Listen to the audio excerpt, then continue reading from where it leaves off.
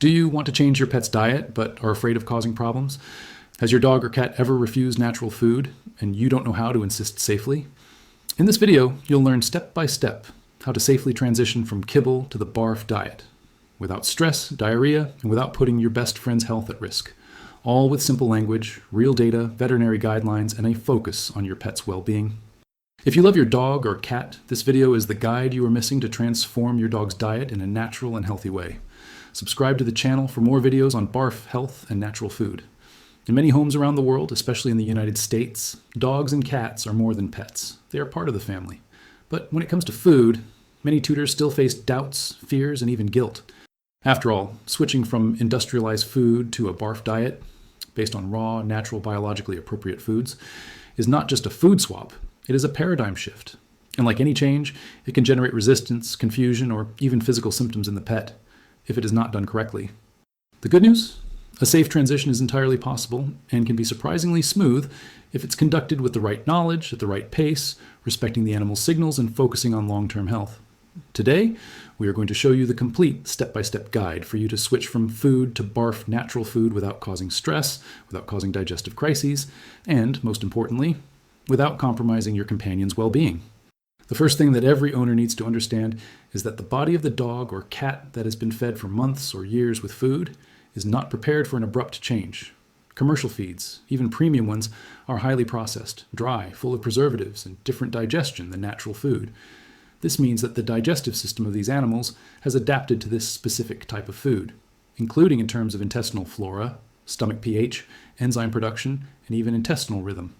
Therefore, trying to change overnight can generate symptoms such as diarrhea, vomiting, gas, refusal to eat, stool changes, and especially generalized stress. That's why so many tutors go back after a failed attempt. But the truth is that the error is not in the BARF diet. It is in the transition process. The ideal transition needs to be gradual and strategically planned. The recommended average time for a safe transition is 7 to 10 days. This period can vary according to the age of the animal, the time of use of the feed, the pre-existing digestive sensitivity, and even emotional factors such as anxiety, trauma, or a history of food rejection. The key is to start with small substitutions, respecting the right proportion each day.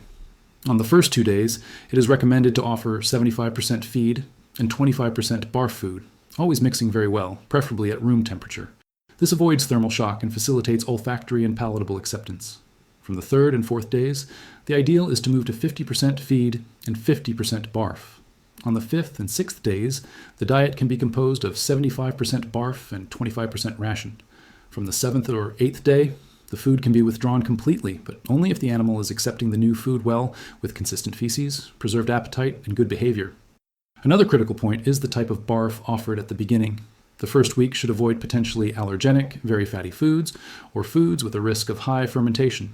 That means no excess liver, raw eggs, milk, yogurt, or cruciferous vegetables like broccoli and kale. These foods are beneficial, yes, but they should be introduced only after the initial adaptation. In the first few days, the ideal is to offer a base of raw lean meat, such as chicken or turkey, raw ground or crushed meaty bones, such as chicken neck or back, a little good quality fat, such as chicken skin or fish oil, lightly crushed vegetables, such as zucchini or carrots, and eventually a natural probiotic, such as kefir or nutritional yeast with veterinary guidance. Everything should be served raw, fresh, at room temperature, without salt, without seasoning, without oil, without frying, and without cooking. The temperature of the meat is a detail that few owners notice, but it can make all the difference. If the meat is cold, straight from the refrigerator, many dogs and cats will refuse the food. Not because of rejection of the diet, but because of digestive discomfort. Ideally, you should leave the food out of the fridge for about 15 to 20 minutes before serving so that it reaches room temperature. This makes the food more attractive and digestible, especially on cold days or for small animals. During this period of adaptation, it is essential to carefully observe the pet's behavior. If it eats enthusiastically, if it refuses any ingredient, if there's a change in the stool, if there are signs of vomiting, gas, or discouragement. These are valuable indicators that help adjust the pace of the transition. There is no single rule for all animals. Some adapt in 4 days, others take 2 weeks. The owner must be attentive, patient, and willing to adjust the proportions according to the response of their dog or cat. Remember, the goal is not haste, it is long-term success. Another common mistake is to change your diet, but continue to offer snacks, cookies, or industrialized food scraps throughout the day. This compromises the entire process. During the transition, the ideal is to eliminate all foods that are not part of the natural diet. The digestive system needs to stabilize with the new food proposal before receiving any other variable. This even includes natural snacks, such as bananas, apples, or pieces of cooked chicken, which, although healthy, should only come in after the adaptation is complete. What if the pet refuses the food in the first few days? It is important to understand that refusal can have multiple causes: a different smell, a new texture, an inappropriate temperature, or even suspicion of never having seen real food before. The secret is not to force it. Never push the food against the animal's snout. Just remove after 20 minutes and try again later. Gradually, the sense of smell will adapt, and the natural curiosity of the dog or cat will overcome the initial resistance. Avoid hand feeding or mixing kibble and barf in separate bowls. The ideal is always to offer everything mixed in the same container to encourage acceptance as a new routine. When it comes to food transition, many tutors don't know that puppies and the elderly need specific care. In the case of puppies, the BARF diet can be a great ally to ensure healthy growth, bone strengthening, immunity, and cognitive development. But the transition needs to start early, ideally after weaning, with careful introduction of raw foods and strict control of proportions. The puppy's gut flora is still forming, and early exposure to natural food can help prevent allergies, dermatitis, and food sensitivities in the future. The ideal is to start with lean meats, ground meaty bones, well-crushed vegetables, and small amounts of selected offal, always under veterinary supervision. The caloric and protein ratio needs to be adapted to the animal's growth rate, and the fractionation of meals, 3 to 4 times a day, is essential to ensure efficient digestion. In elderly dogs and cats, the transition to BARF requires extra attention. Animals over 7 years of age may have slower digestive functions, lower enzyme production, and often chronic conditions such as kidney, liver, or joint problems. In these cases, the transition needs to be even slower, extending up to 3 weeks if necessary, with a focus on easily digestible low-phosphorus foods and natural anti-inflammatory ingredients such as turmeric and olive oil. Raw bones should be offered ground, and the texture of the food should be softer, making it easier to chew and absorb. Hydration becomes even more important at this stage, and raw food, by nature, already offers more moisture than dry food. Still, it is essential to ensure fresh water is always available. Another group that requires care are animals with pre-existing diseases. Dogs and cats with kidney failure, pancreatitis, diabetes, food allergies, or obesity cannot transition to BARF without specialized veterinary care. The diet can indeed be adjusted to meet these conditions, but it requires personalized formulas, careful selection of ingredients, and often blood and stool tests before and during the transition. The good news is that many owners report a significant improvement in their pet's health after adopting a well-structured natural diet, with reduced symptoms, more energy, shiny coats, less odor and feces, and even reduced medications. But all this is only possible with a conscious, guided, and individualized transition. A common question is about cats. Unlike dogs, felines are more demanding, have a more selective palate, and less willingness to change. Initial refusal is common, so the transition needs to be made with even more patience. Cats should not go more than 24 hours without eating, at the risk of liver lipids. Therefore, replacing the feed with BARF needs to be done in microstages, sometimes using techniques such as top dressing, which consists of placing a small portion of raw food on top of the food, or grinding the raw meat and mixing it with natural pâtés to increase palatability. Some tutors use natural broths, without salt or seasoning, to moisten the mixture and stimulate the sense of smell. Using familiar ingredients, such as chicken or white fish, often facilitates initial acceptance, but it is essential to respect the animal's time, offering it in a quiet place with adequate temperature and without pressure. Another aspect that is often neglected is the emotional one. Food is directly linked to the emotional experience of the animal. Dogs that have suffered trauma, gone hungry, come from shelters, or have a history of abandonment may associate the moment of food with fear, competition, or anxiety. In these cases, the transition to BARF can be a game changer, as it gives the animal back contact with real food, in an environment of safety and respect. The tutor must transform the moment of feeding into something positive. No screaming, no pressure, with verbal praise, a calm environment, and a predictable routine. It is possible to use the time of the food as positive reinforcement, bringing the bond between tutor and animal closer. This directly impacts the acceptance of the new diet. Many owners ask if it is necessary to freeze BARF food, or if it can be made on the spot. The ideal is to prepare portions in batches, freeze individually and thaw the day before, leaving them in the refrigerator. This preserves nutrients, avoids contamination, and facilitates the routine. You should never thaw it in the microwave or leave the meat out of the refrigerator for hours. The process must always be safe, hygienic, and with the use of clean containers, separate utensils, and sanitized hands. The food should be offered within a maximum of 30 minutes after leaving the refrigerator. And what is left over should be discarded. The health of the animal begins with the health of the food. Finally, it is essential to follow the signs of progress during the first few weeks. Improved mood, reduced itching, stools with less volume and odor, reduction of tartar on the teeth, shine in the fur, and regulated appetite are indications that the body is adapting well.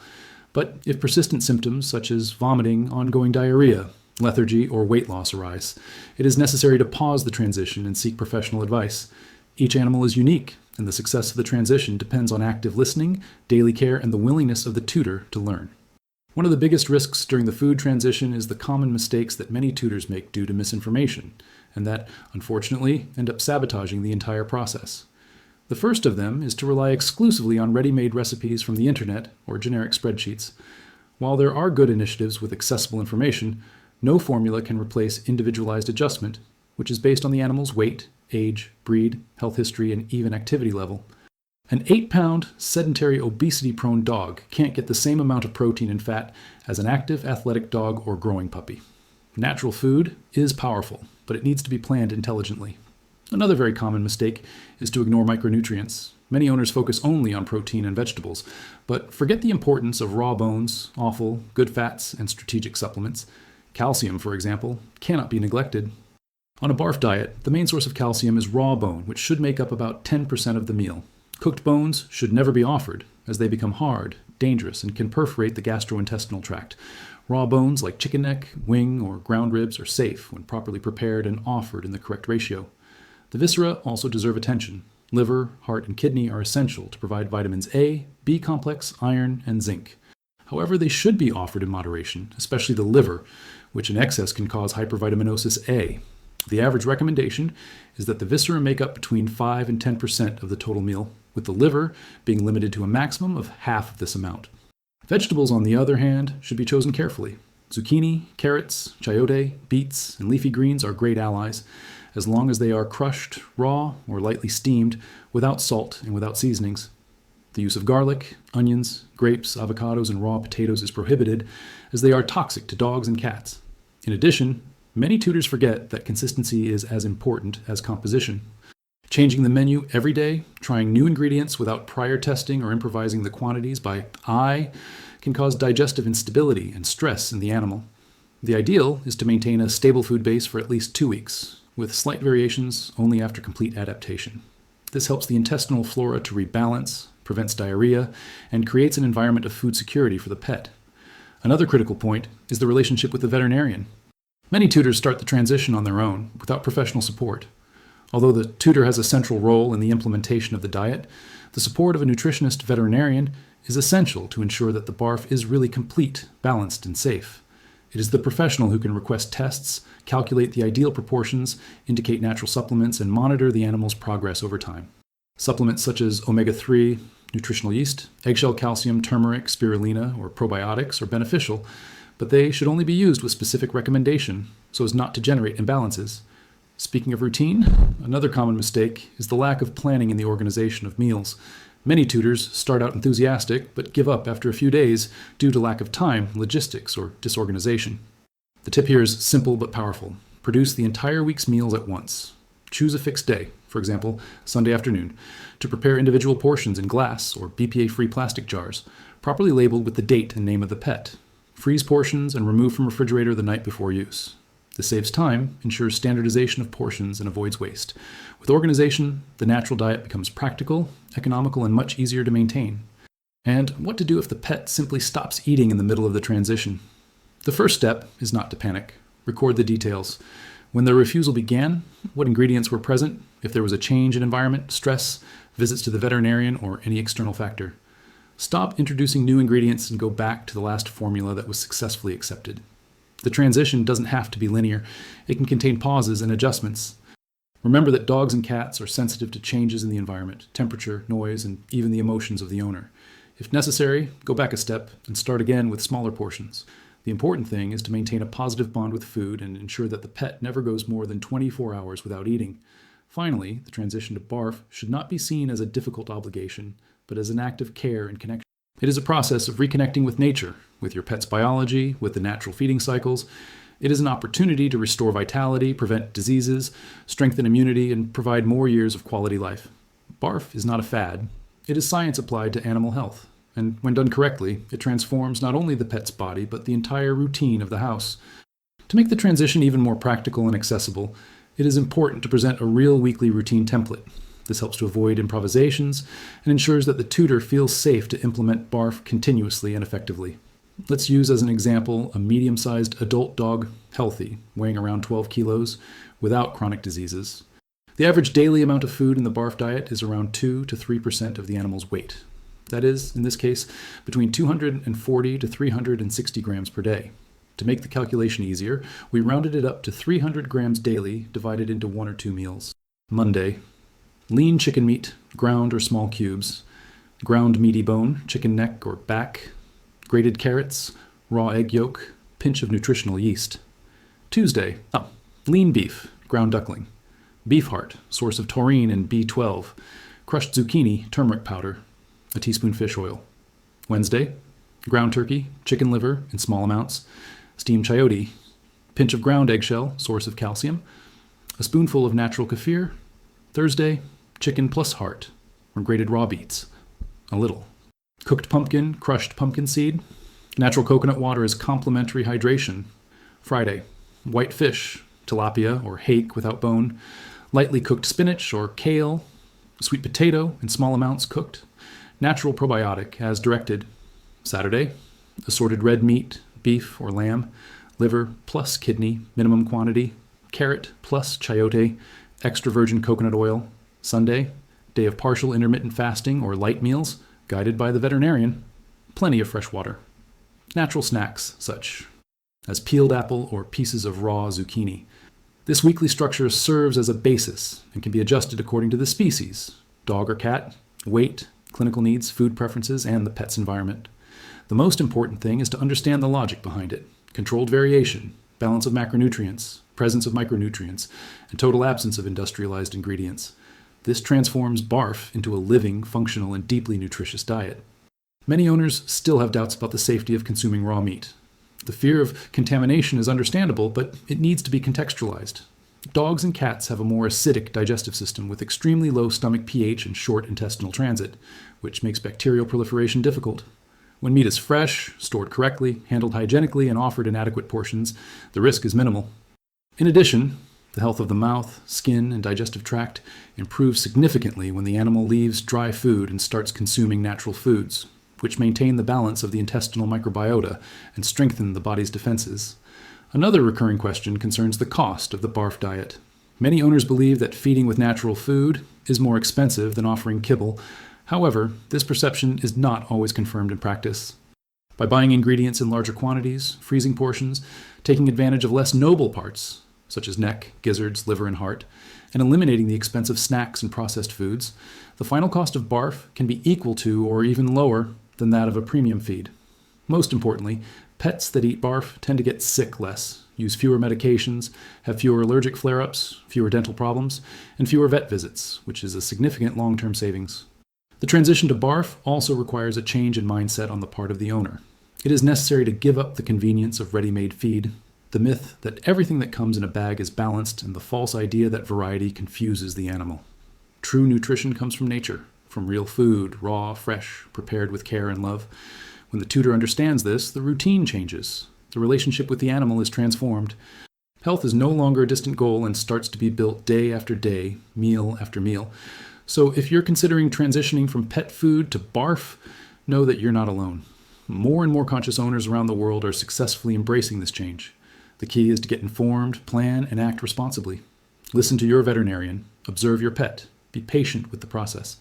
The reward will come in the form of vitality, connection, health, and more years with your best friend. Transition is not a leap in the dark, it's a journey back to nature, and your pet deserves the best you can offer.